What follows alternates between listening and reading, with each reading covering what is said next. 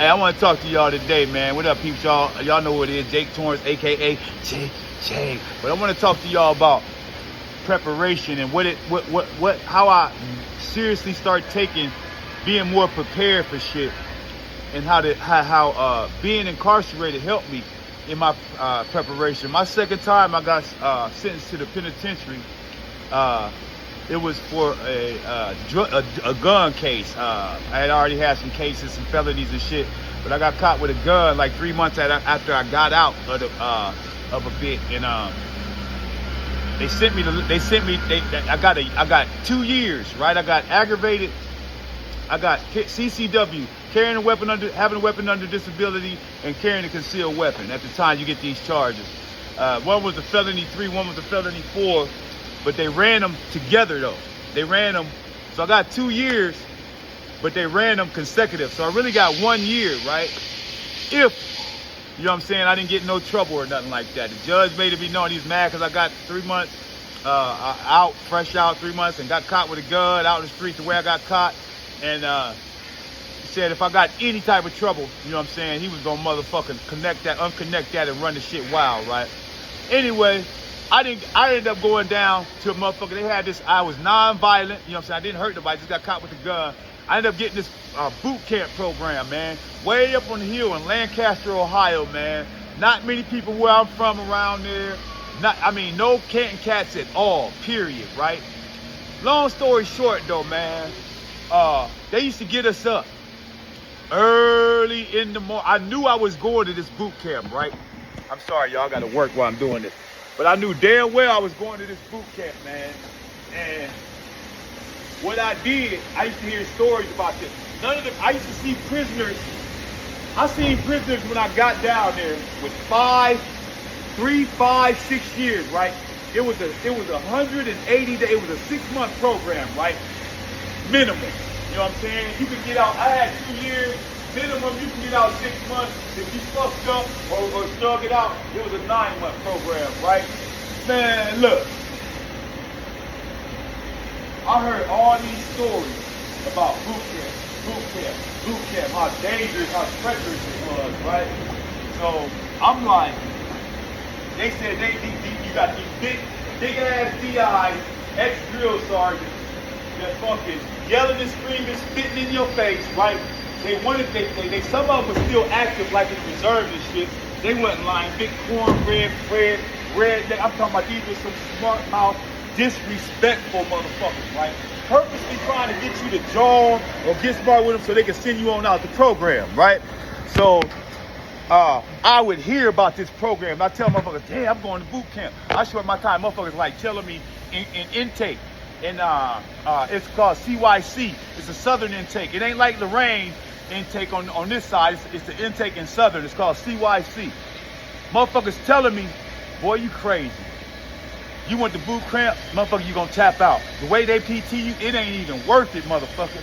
You better off just getting in trouble here doing the 2 years, because you're gonna get in trouble with that boot camp. It's gonna take your ass. You wanna do your whole 2 years instead of getting that time cut in half.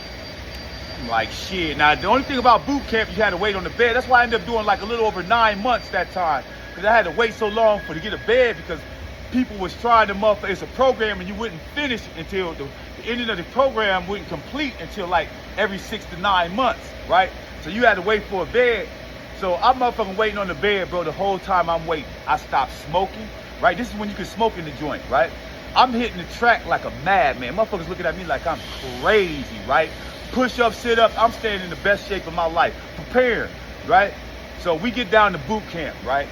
They said the night one was hell night. The first morning after you get there, you get the intake for a couple days. You stay with population, but they got a special like a J dorm just for boot campers, right? But you still intake, going to lunch and chow and all with all these with all these inmates, right? They talking shit.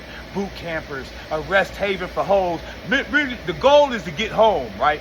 As fast as you can. Whenever you get locked up, the goal, I don't give a fuck if you coming home on goddamn judicial. I don't give a fuck if you coming home on papers. I don't give a fuck. As long as you ain't told on the motherfucker, you know what I'm saying? The goal is to get home to your family and the kids, right? So it's itching. They trying to itch you on to either hit a prisoner or these big ass rednecks that's in your ear spitting and yelling every day. Talking about your mama, calling you crackhead, your mama crackhead. I'm talking about they foul, right? Bro, that next morning, first morning, it was they call you over finally. We be over there about 3 days in the regular dorm, regular pop body, they call us on over there, bro. It's probably about 30 dudes, 45 dudes in this program, right? Man, we go over there, motherfucking, they lay us in these dorms, put us in these dorms. They say, go to sleep. Cause they'll be waking you up in the morning, man, motherfucking 4 o'clock in the morning, all you heard was some shit like this. Get up! Get the fuck up! These motherfuckers come in there, I'm talking about, these motherfuckers' necks is like this. These motherfuckers like this. You know what I'm saying? I'm talking about Diesel. The motherfuckers that, they talking to you crazy, but even though I don't give a fuck what they saying to you, you know they can do, they look like they've been in the motherfucking Marines and all that shit. And they look like they gonna do some damage, right? Even if you sock them for talking crazy to you. You know what I'm saying? They called me Mr. Bar None because I didn't give a fuck, though. You know what I'm saying? That's a long story short. But anyway, motherfuckers, they come in that morning, bro, throwing shit all in our face, talk about our mamas, made us put all our little extra people. They made us put sweatpants, our dress outfits. They gave us clothes at the quartermaster before we come over there. All these clothes had to be matched. This military type shit, right? Man, these motherfuckers coming here. Get the fuck out. They got the PT in us, bro. I'm talking about locker boxes on our backs. I'm talking about took us outside, push up, the front lean and rest. That's where I learned this position. These motherfuckers will leave you in this for 2 hours. Huh? You better not motherfucking break, boy. You can do all this, but boy, if you got trouble and they told you front lean and rest, you broke. They do some ignorant shit. Like give you a motherfucking a spoon. Get a hole. We had these sand pits, right? They would tell you the motherfuckers get the spoon and tell you all the spoon had to be the pit. The sand had to be from this pit, big ass pit, to this pit in spoon size. And have a motherfucker sit there and watch you. Just dumb shit, right? So they tried to PT the kids. Not everybody, all these motherfuckers that didn't prepare was falling out. I seen motherfuckers the first day, 3 years, 4 years, 5 years. All they had to do was complete the program, 60 to 90 days, they home. 6 months to 9 months, they home. Motherfuckers tapping out. 5 years, I'm going over to the hills to do my 5 years. On God, right? That's how crazy it was. Man, look, I started laughing. The one that got prepared, remember I told y'all I stopped smoking? I stopped doing all this shit? Man, bro. I start laughing these motherfuckers, right? I'm laughing them. I'm killing them in PT. I see the DIs. This the first morning. They looking at me like, Bro, by the time we doing the last, I'm talking about motherfuckers fall out, motherfuckers quitting. By the time we get to the last station, we back inside, right? The PT just started off inside, took us at our ass, the who remained outside, right? Took the few who remained back inside, start PT. Man, now we still got our shirt on, motherfuckers are sweating profusely, passing out on the floor. I'm motherfucking still laughing. The motherfuckers that's still surviving, I don't laugh them 3 times, bro. They looking at me like, bro, it can't. This is on God. This is on my anybody that's passed away, bro. The motherfucker, the DI, Sergeant King came over to me, and Sergeant Glenderman. I'm doing push-ups. They say, Torrance. They say, what's your name? I said Torrance. They look at my badge. I say Torrance. They say, because you wasn't allowed to speak unless you had permission to speak. So they said, what's your name? I said, President Torrance. That's permission to speak, sir. They said, speak. I said, Torrance. They say, Torrance, stop your PT right now. You get the rest. Watch all the motherfuckers. They had us in bays. This is when I melted them, y'all. I melted them. I took their heart.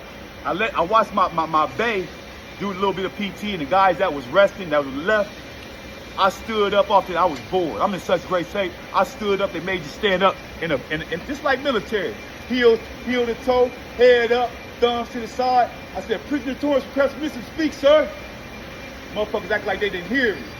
I said, Prisoner Torrance requests permission to speak, sir. Sergeant Glenderman said, what the fuck do you want, Torrance? I said, swear to God, on everything I said. If Prisoner Torrance requests, if Alpha Bay still has the PT, Prisoner Torrance requests the PT with his bay. Man, that motherfucker Sergeant Glenderman said, out motherfucking standing. Is what he said. I melted them motherfuckers. They let me in charge on Special Doom. I was the dorm leader. The whole leader. They left me in charge, own little room by myself. I didn't have no bunkie. I got all the perks, all the things. I used to lead the charge. I used to lead all the groups. They get up in the first thing in the morning. They used to make us do this shit. Highly motivated, truly dedicated, rough, tough man, full of self-esteem. Prisoner, ready to go straight, sir. Hoorah, hoorah. We running miles.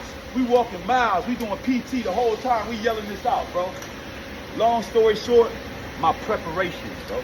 The preparation. When opportunity meets preparation, when they collide, you can prepare, or not prepare, right? When your opportunity only gonna come once or twice, man. I'm telling you, once, maybe. If you ain't got that preparation, when that opportunity collide, because that one day, it's gonna have to collide with your preparation. If you ain't prepared for that, opportunity gonna go right by your ass, man. Right by your ass. And I learned that day, man. I learned that day. That whole experience, that preparing, I never was much of a prepared, stay ready, ahead of time type guy.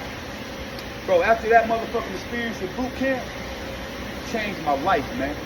Now, I did get back out and acted a fool for some few years, and got in a little more trouble and shit like that, right?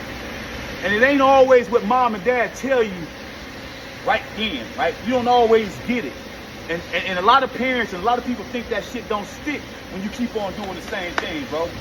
But the moral of the story is that mama might tell you not to do something, or might teach you a certain way, or embed certain morals and principles in you, bro. And they think that shit went through one ear and out the other. But then later on in life, when you grow, when you experience things, when you go through a lot of trauma, when life gets a life in, right? And you get it, and you finally get it, and that's when you acquire. You still remember those things that mom and dad told you, right? That's when you put that shit in effect, right? So the preparation thing, I didn't so much come out. I ain't saying I jumped out and get rehabilitated right then and there and did my thing. Not at all. What I'm saying is that shit stuck, right? Got me prepared the way I prepared myself today. You know what I'm saying? The way I run my business, the way I prepare myself in the weight room, the way I come here, able to go to the weight room, go to work. I train people, come to work, come to work and work out again.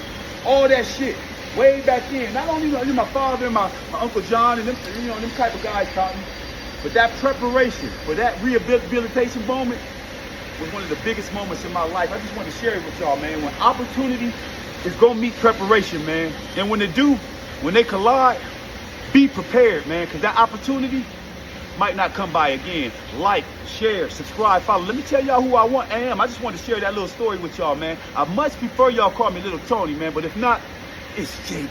Share.